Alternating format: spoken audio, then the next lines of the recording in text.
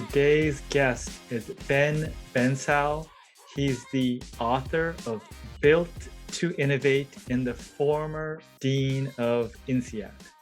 So, Ben, thank you for coming on the show. Well, thank you, Tats. It's a pleasure to be here.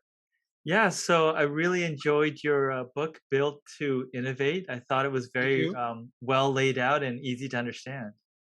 Thank you. Thank you. I'm so happy you had a chance to look at it, and that you enjoyed it, and we can go into a deeper conversation about it this way. Thank you. Absolutely. I think one of the early points that you brought up was the difference between innovation and innovating. Can you tell me about that? Oh yes, that was a very interesting experience for me when I came across this idea here. I've been teaching and training and consulting with people on innovation for quite a bit of time now. It's about 20 years. And I kind of remember that when I used to walk into a group and start to talk about innovation. Okay, let's learn about innovation. I felt in the room some sort of a tension. I discovered that the very word innovation is quite intimidating for people. And I was really curious about why was this the case. And I realized that unconsciously people, when they go to a training on innovation, they make this assumption that when they come back, their boss is going to expect them to come up with a new product or a new technology or a disruptive business model. But they really think that after the training, they should come out with an outcome, a physical outcome. And one day by accident, instead of using innovation, I said, okay, let's learn how to innovate, or let's learn how to become more innovative. And I kind of sensed that the tension, this anxiety in the room would start to kind of fade away. And immediately it came to me that when you use the verb to innovate, or the adjective to be innovative, people understand that this is about a process. This is about activities and actions that you can learn how to do, things that you can use tools to support you, and the anxiety was gone. So this is why I like to speak about innovation and make a distinction with to innovate or innovating. The other thing also that I can say, for me now, I see that if you think about the iceberg metaphor, innovation is the tip of the iceberg, is what is visible. And this is actually what you see in organization, is the result, what you came up with. But innovating is all what is underneath the water level. Is what I call the collective innovating capabilities of an organization. And I mean, since you're asking about the book is fundamentally about how to build this collective innovating capability that lies under the water level. Yeah, no, this is very good. And then I ran across a very interesting concept, which made a lot of sense for me, was your idea around the execution engine in the innovation engine and how you'd have to simultaneously sort of navigate the two and, resisting the urge to separate those two. Absolutely. I've been working, as I said, for quite a bit of time, and I noticed that people. There are two things. Two things. One is that people think that you need to be a genius leader or a startup to innovate, or the other one is that people think that innovation is about a product or a technology, something fantastical. Well, that's not true. As a matter of fact, in the research and the work I've done, I saw many established companies, even century-old companies, able to innovate.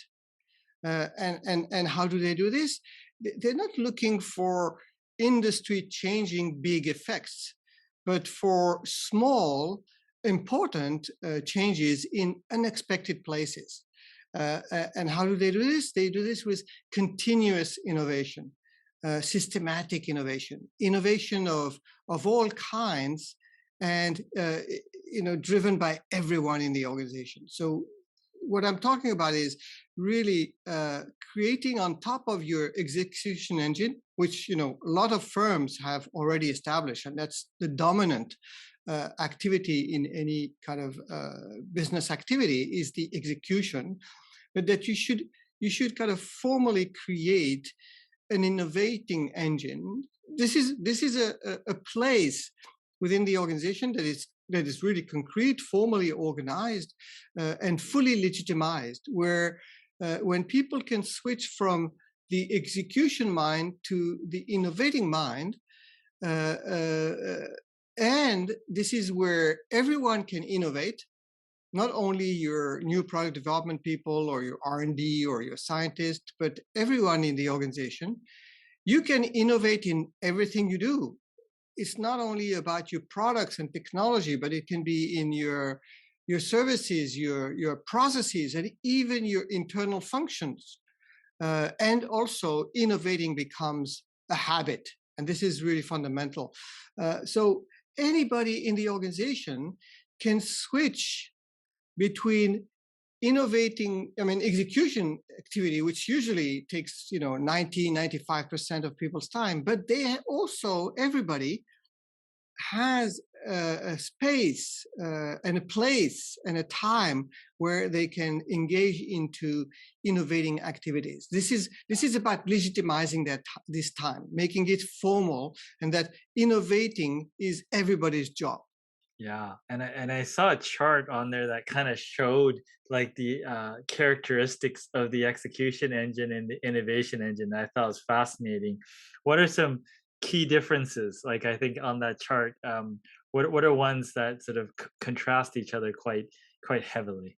So you see, that's very important. I think that in many organizations, people kind of separate the two engines, and they make different people responsible for them. So you have, many organizations, people believe that innovation is going to come from the senior leaders or from some specialist R&D or new product development people, and the rest of the organization, they just have to focus on execution. Execution is my job, and I'm not the innovators type kind of response is usually what I get. So no, in this innovating companies that I've been able to observe and research, everyone is engaged in both engines. So execution fundamentally is about control.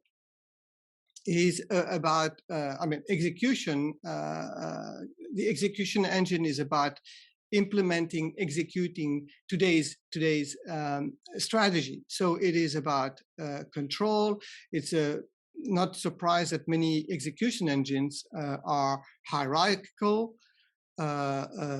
based on silos, if you will, vertical silos, which are focused on problem solving, basically, right? So you have to develop products, and then you have to market the products, and then you have to build the products. Innovating is less about control and more about collaboration, delegation, working not in vertical structures, but in horizontal structures, which are focused on the customer. So innovating is very much about the customer. It's about cross-disciplinary teams. I can give an example, for instance, of one of the companies that is featured.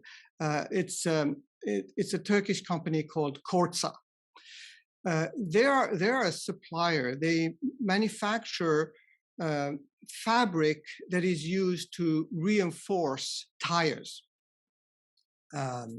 And they used to be a commodity supplier.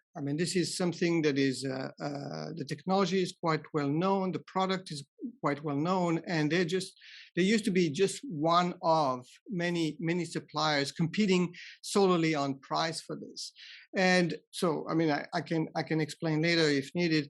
the CEO transformed the organization, created a fantastic innovation engine, and what they have is that now they have these horizontal teams, cross-disciplinary teams, which they send to their customers. So they're B2B, their customers are tire manufacturers. So on a regular basis, they send these teams where you could have engineers from the plants, from the R&D, together with marketing people, HR people, people from the legal department, logistics, and these people, they go to their customers' plants and they literally camp. I've seen pictures of tents that they put into their customers' facilities, and they stay there 3-4 days at a time, just roaming around and talking to people, trying to understand what their customers are doing. And they were telling me at a plant, the team kind of noticed that the customer, the employees of the customer were having trouble handling some roll of fabric that was delivered to them on trucks. And immediately the team understood that they were peeking into a problem that the customer had never told them about. And this is what I call the silence of the customer. This is something that the customers never talked to them about. But what they did is that once they went back, they got together with the engineers and they designed a small process, which later they trained their customer into this little process routine to handle, to upload, to download this rolls of fabric on the trucks, and they were able to save resources from 30 minutes with 3 people to 12 minutes with 1 person. Wow. So again, they were able to transform the company from a commodity player to a company that can provide solutions and services to their customers, and they became one of the strategic suppliers that can provide these kind of innovative solutions. And of course, I'm not talking about the products; they also deliver the products, but they became a very innovative supplier. And you can see that these are very horizontal structures focused on the customer problem. I call it problem finding. Innovating is not about problem solving, which is the execution's job, but it is about problem finding. How many new problems can we find to help the customers with? Yeah. Well, I guess if you discover the problems, then you have a target. Exactly. And you can see, as soon as you say that, the culture is very different. So again, just to more frontally respond to your question, the execution engine is what people already know. It's very hierarchical, very structured, focused. The thinking is very convergent. We have to find the optimal solution to a problem. While the innovating engine is what we know about innovation. It has to be cross-disciplinary. There's no real boss. It's about discovery, about exploring, about understanding the customer's life. It is usually cross-disciplinary, flat organizations. The culture is not about optimization, it's about maximization, finding as many problems as you can. But the key here, Tats, is that what this is about is enlisting everybody in these kind of activities, not just saying only the creative guys can do this, but everybody can learn how to do this. And we can get into how to do this. But again, there are some, and I have a couple chapters focused on how do you build this governance structure for this innovation engine to work. And also, if people don't know how to do it, there are processes, there are tools, very simple, intuitive, visual tools that people can use to learn how to find these new ideas. Yeah. So And one of the things that's very relevant to the industries that I'm a part of is, the coatings side of things. And I was Yes, wondering, you picked BASF as one of your example companies, and you yes. listed all these interesting things that BASF does. But what drew you to the company to include in your book? Well, I mean, well, you raise a very interesting point about the book that I mean, it was by design, is that many of the companies in the book are not your usual suspects, I would say, when it comes to innovation.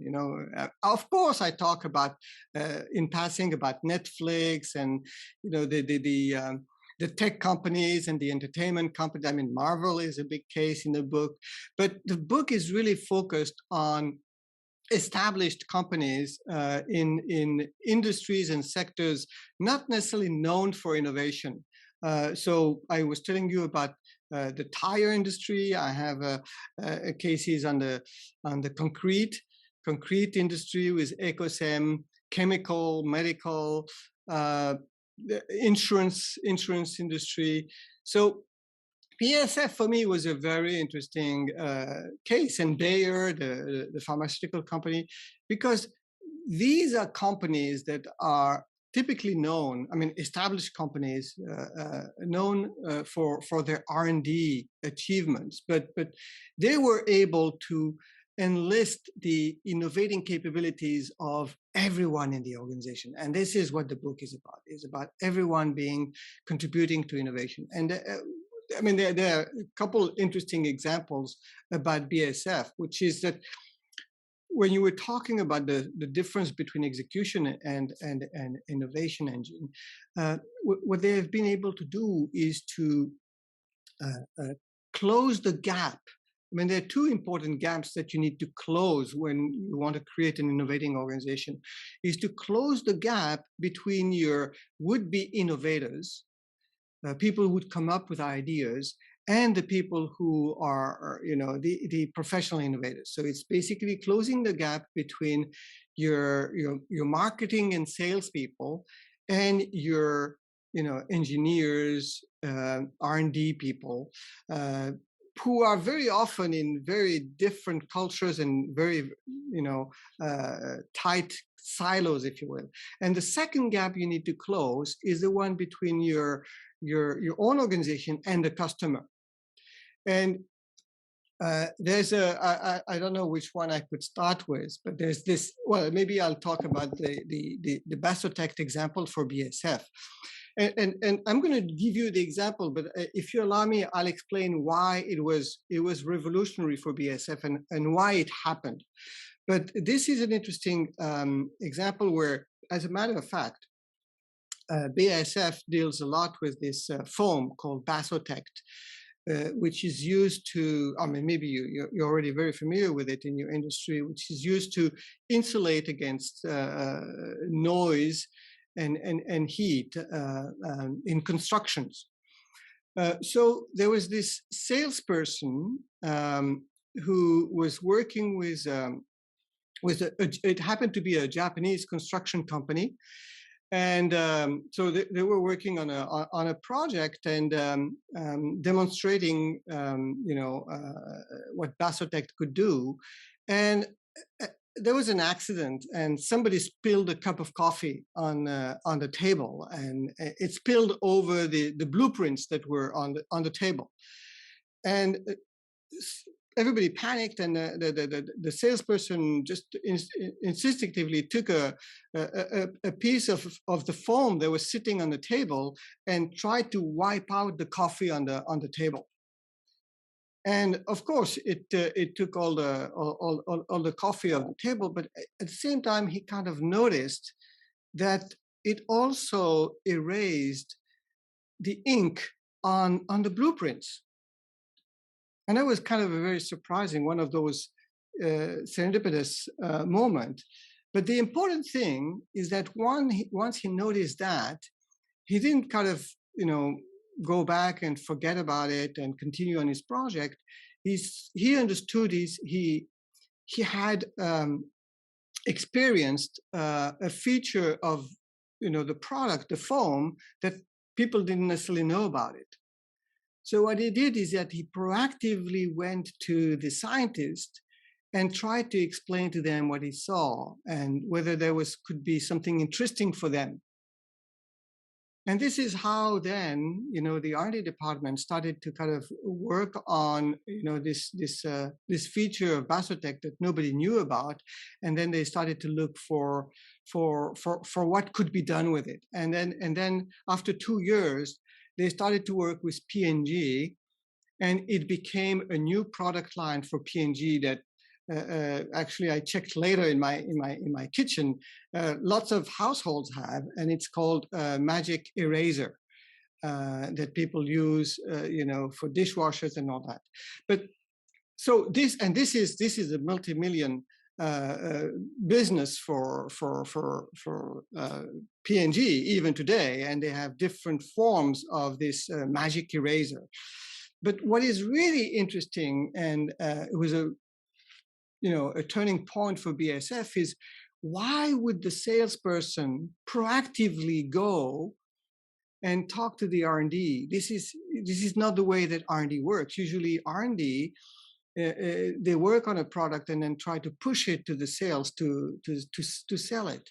But this is a result of many years at BASF of the work that a unit called Perspective that they had created, where they had a specialized unit of innovation coaches who were teaching and training people in the organization in customer focus and in innovation. So everybody within the organization had gone through this training. And this is, I would say, the result. The result when the salesperson faces a customer, discovers about a new problem or a new potential here, and takes it back into the organization. That is the result of this multi-years of training and this very present unit called Perspective, which trains people in innovation. Very, very, very nice. Okay, so there's another company you mentioned, which I love. I always try to learn more about, is WL Gore. So why did you include that company? Well, this is again, one of those. I'm sorry to say, this is one of those usual suspects, as you people like to call them. Because we've known about Gore and innovation for a very long time. In particular, their notion of providing specific time, dabble time, they call it, the dabble time, where people, engineers and scientists have, or anybody actually in the organization, have a protected time where they can work on their own private projects, and then many examples of those becoming new product lines.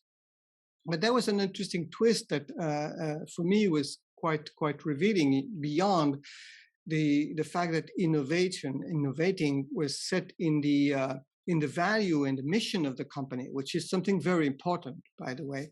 But they created this new research center where they, in a sense, they could close the gap between Gore and their customers. So this is a research center where customers can come, are invited to come and present their problems, and then Gore has a wide range of products, and it's very difficult to know whether they have a solution for a customer problem or not. So they invite the customers to their new research center, and they actually have an AI application that can help kind of match, find a match, if there's one, between the problem that the customers can bring and the wide range of products that Gore might have. And the products might be in different places in the organization. And the solution could be a combination of products that WL Gore develops, or it could be a product that they need to develop anew. So this is a very interesting example of how you can systematically close the gap between your customers and your would-be innovators is by bringing them in to the same space. And I've seen quite a few organizations do that as well, is to bring the customers in direct contact with the people who are developing the innovations. Yeah, I know these companies are not typically the companies that, well, BASF is a little different, but let's say Gore, where they have sort of a outward brand presence. I mean, they Yes. lead with the technologies. I guess maybe I've always wondered how they could be so diversified and not be watered out, but maybe the brand equity is not as important in the how they interact with the customer base. Oh, they do. But you see, a lot of companies have very strong brands, very strong kind of technology capabilities, but it's always the same challenge is to solve a problem for the customer that they need, and as usual, the challenge, as I call it, is to understand your customer, and the customer. I mean, I would say there are three kind of important sources or processes by which you can understand the customer needs. I mean, declared needs, unknown needs, unmet needs, unexpressed needs. One is, of course, to listen what I call to the voice of the customer, is what the customer is actively expressing in terms of pain points, desires, wishes. But sometimes, the customer is talking to you, but you don't really listen. And there, it requires when you are, and this is where it becomes interesting, when you switch to the innovating space, your mindset is different. And of course, the tools you would be using are different, but the challenge here is to listen with empathy. Is not to be in a sell mode, selling your solution, selling your technology, but in a listen mode, and listen with empathy. So this is what I call listen to the customer, the voice of the customer. But there's another challenge which you have to work at which you work at, is what I call listening to the silence of the customer.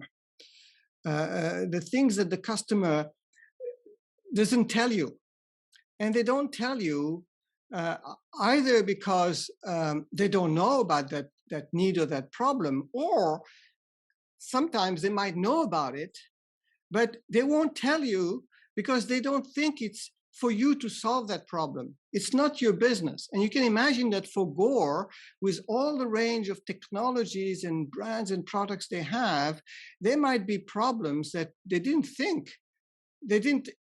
envision that this could be a problem they can solve for the customer. So you need to learn how to listen to the silence. I call it the silence of the customer. And I mean, maybe an example that would kind of is a very cute one, I think, that people can easily understand is the way that Philips, the consumer products Dutch company, developed it. It was the first, how they developed the first kettle with a lime scale filter.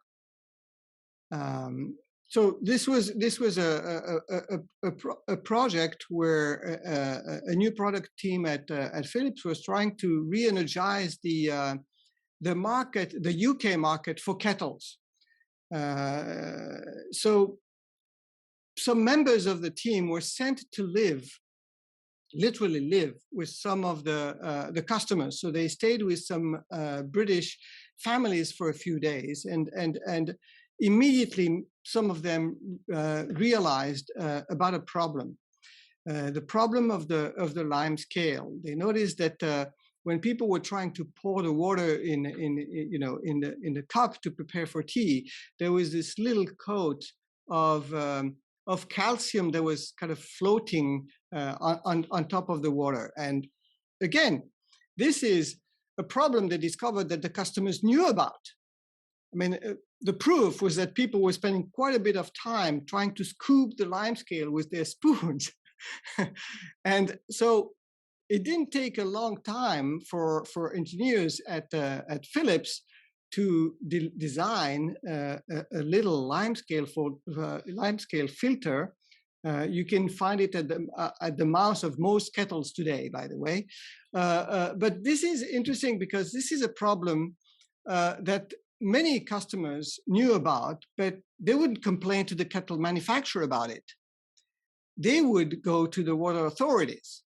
So this is what I call the silence of the customer. And unless you close the gap between your would-be innovators and your customers and learn how to listen to the silence of the customer, it's very difficult to develop these solutions, even though you might have all the innovation or the development capabilities internally. You might even have the products. I mean, how difficult it is for Philips to develop a filter. And then just in passing, Tats, if I may, the third challenge to understand the customer is what I call learning from non-customers. Because everybody focused on the customers themselves, I mean, or whom they defined as their customer. But in fact, there's a whole ecosystem in their business where they could create value for somebody else. And that would entice their customers to, engage more with them. So a construction business would be a very good example because you have a whole ecosystem of architects, of builders, of suppliers, of logistics. And if you think about the whole ecosystems, there are many ways to create an innovation for the prescribers, for the influencers. Architects are influencers, so regulators, and these are also other sources of interesting innovation. Yeah, that makes sense because you already have access to them. So selling into those or trying things and getting feedback is very much within reach. Yes. Or getting these people to influence. I mean, again, this is not coating. This is paint. I can give you the example that I worked with teams at AkzoNobel, the coating and paint company, and when we did a project, again, you had quite a few teams that were focused on the B2C angle, trying to find new paints, new formulas, new combinations to attract the end user. But there was a few teams that focused not on the end user, but they focused on the professional painter. And the question was, how can we find a way to create more value for the painters? So they spent some time trying to understand what was the life of a painter. And they realized that the life of the painter is, of course, about paint, but it is also about managing their own business as a business person. And what could they do to help the painters manage their business better? And they realized that a huge company like AkzoNobel had IT capabilities that none of the small, family painters could do. So they were able to develop new apps, new applications and devices that could help the painters in their daily life. And now, if you have happy painters, professional painters, whose paint are they going to recommend? So you can see that in your ecosystem, it's not only about selling new product to your usual customer, but you might have non-customers for whom you can create value, and then they will,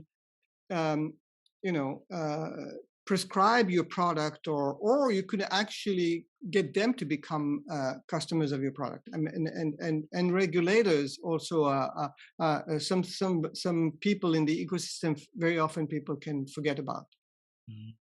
That makes sense. So a source of new innovations, or in that case, an ability to add value, which strengthens retention and adds values that way. So very nice. All right, so for a company that, let's say, maybe they're just executing or doing mostly executing, they want to be more innovative. How would they? What would the steps be? You think, of sort of getting to a place where they're more innovative, they have more ideas in the pipeline and stuff like that. What would you recommend? What I recommend, and this is actually the foundation of the framework that is presented in the book, the Built to Innovate framework, is really that everybody has to make a contribution. I mean, senior leaders have a role to play, middle managers have a role to play, and frontline people have a role to play. Actually, what was really a surprising finding in the research for the book is the importance of middle managers.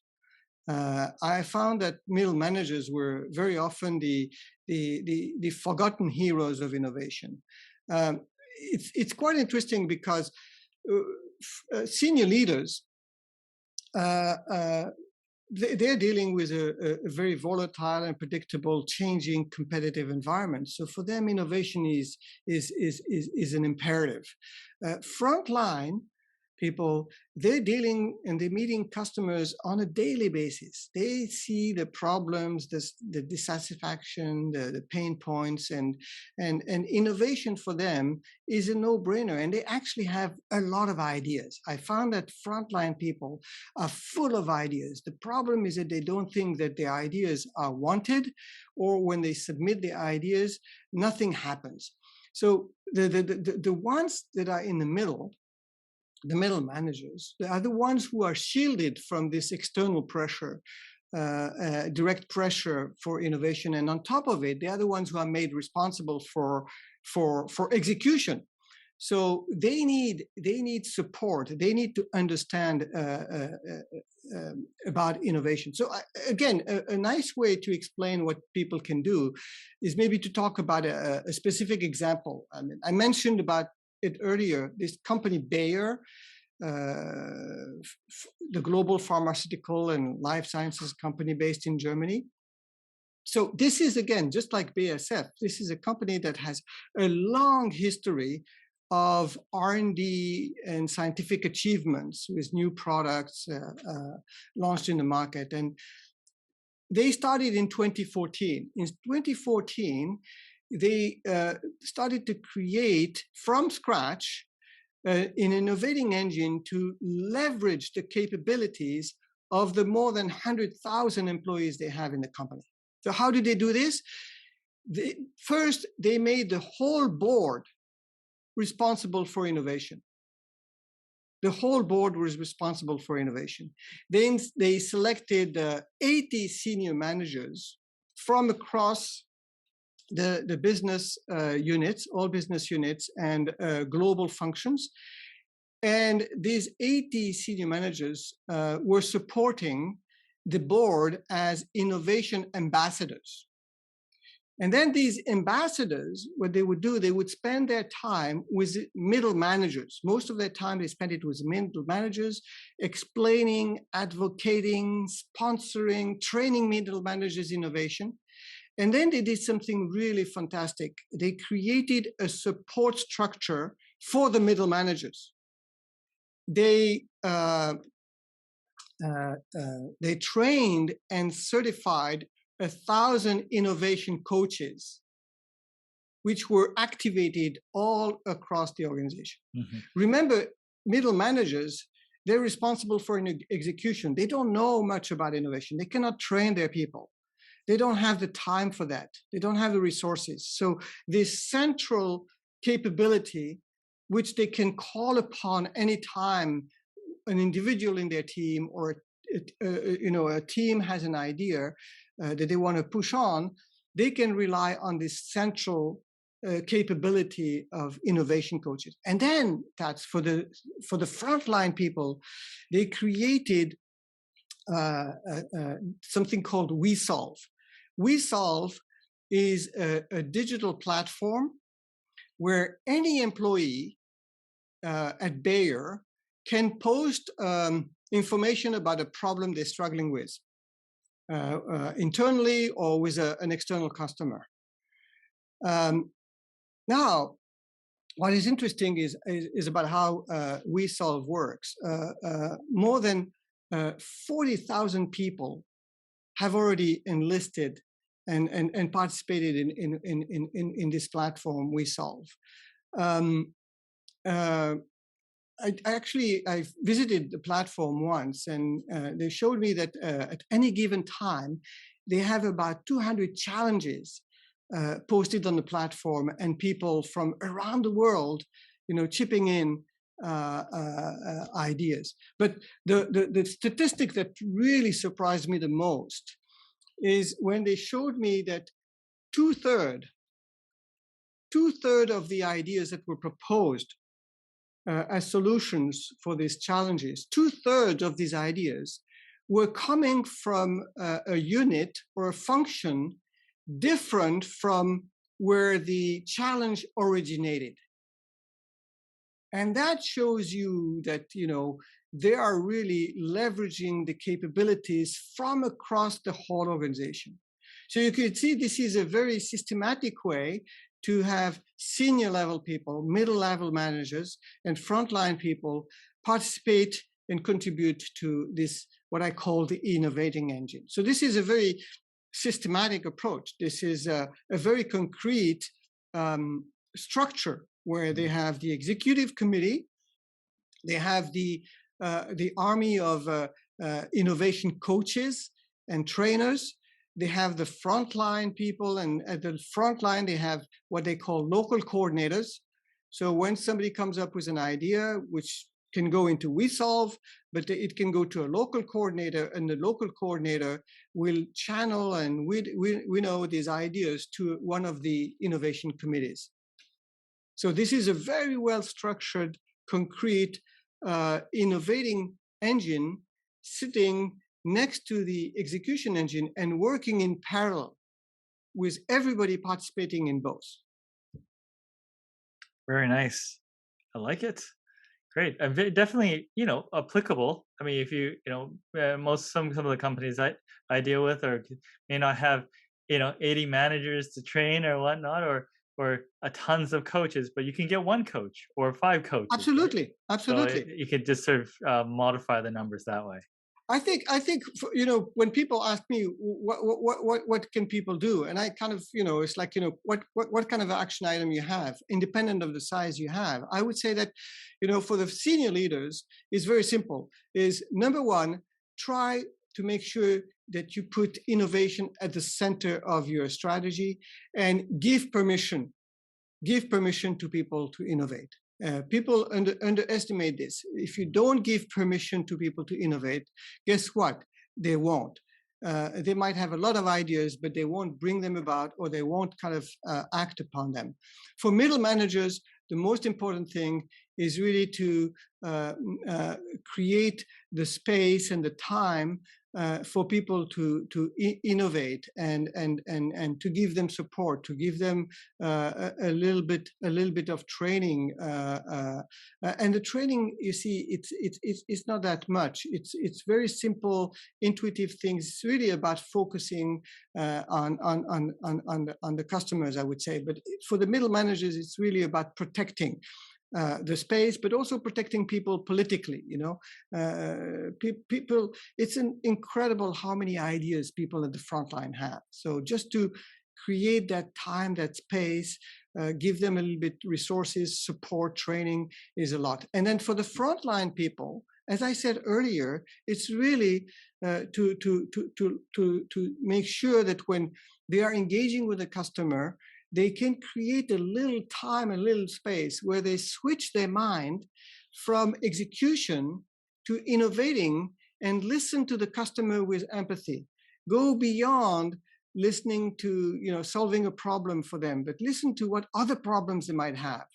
So it's the whole thing about the voice of the customer, the silence of the customer, and look around for non-customers. You might have see, if you solve a problem for a customer, which they don't think is your job to do, but you do it, they will love you.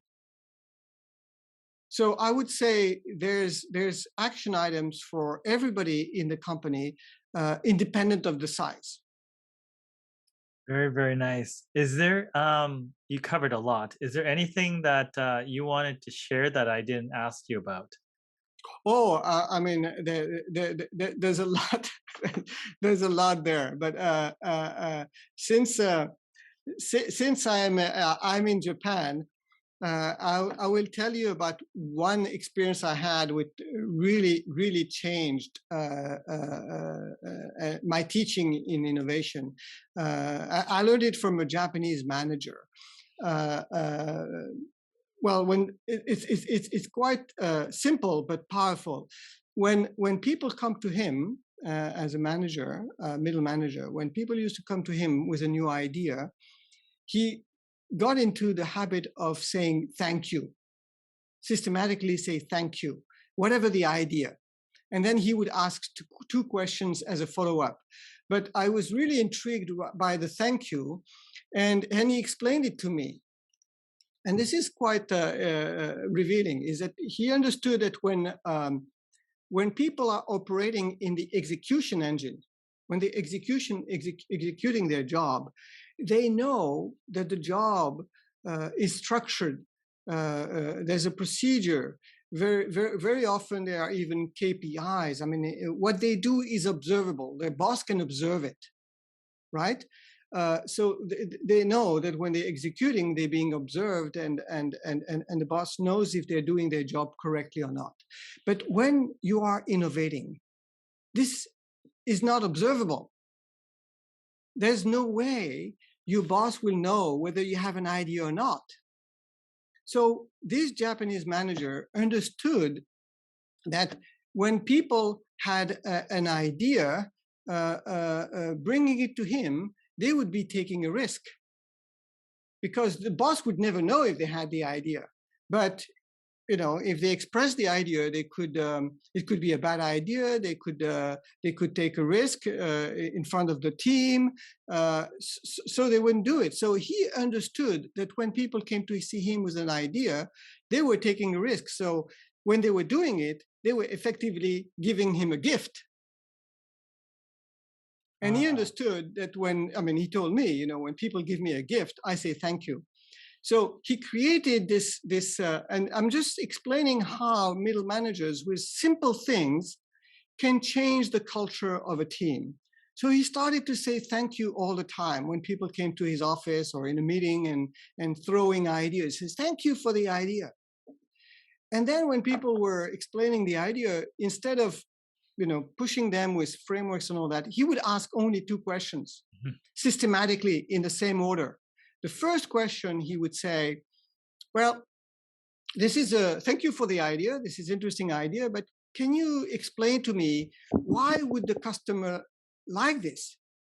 In economics, we would say, what is the willingness to pay for the customer for this idea? And if they said, I don't know, he would just simply invite them to go and ask the customer. And once they would have done their own homework and come back and say, well, this is why the customer likes it, then he would ask his second question, which is, what would be the benefit to us? Mm-hmm. How would it reduce our cost, or how would it kind of, help us raise the price, or what would be the benefit to us? So, and he would systematically ask these questions. And then after a few months, he told me, he started to have people come to see him and say, boss, I have a new idea. And of course, he would say, thank you. And then they would continue by saying, and boss, the value for the customer is this, and that, and the value for us. So he had changed the culture. He had, created a mental discipline where his own team knew how to judge their own ideas. And this is very simple. It's just by saying thank you and asking two questions. That's very powerful. I like that. Well, Ben, thank you so much. Obviously, you're a wealth of information. I appreciate you presenting in such It a was a straightforward pleasure. and easy to understand way. Thank you. It's so fun, so much fun. Thank you.